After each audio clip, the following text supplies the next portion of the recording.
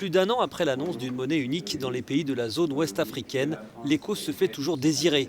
En attendant les États généraux qui doivent se tenir le 26 mai prochain à Lomé, l'économiste Kako Noboko explique l'importance d'abandonner le franc CFA pour l'écho.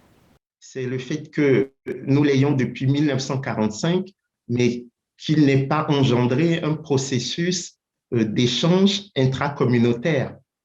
La deuxième critique, c'est celle de la compétitivité. Le franc CFA arrimé à l'euro est une monnaie trop forte parce qu'il exerce comme une taxe sur les exportations et une subvention sur les importations. Du coup, vous avez des balances commerciales qui sont structurellement déficitaires. La troisième critique, c'est la question du sous-financement des économies. Regardez les taux d'intérêt en zone franc. Les taux d'intérêt réels sont à deux chiffres, 12, 13, 14%. Et enfin, quatrième et dernière critique, c'est le fait que le CFA, dans l'organisation des banques centrales, il n'y a aucune préoccupation de croissance économique. Il n'y a que la préoccupation de stabilité des prix.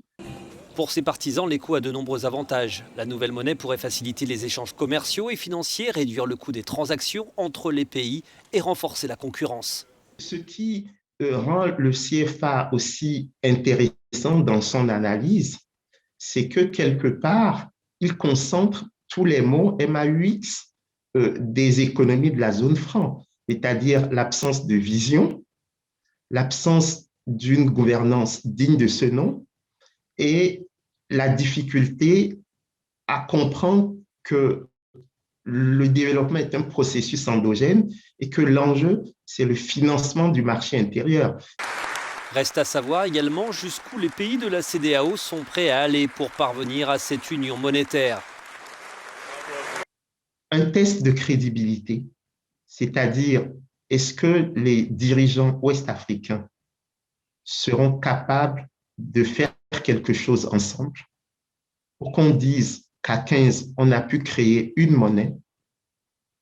Et seconde chose, est-ce que cette monnaie sera au service des populations, et notamment des populations rurales, qui sont exclues par le système CFA, qui reste la monnaie des élites et que j'appelle la monnaie de la servitude volontaire.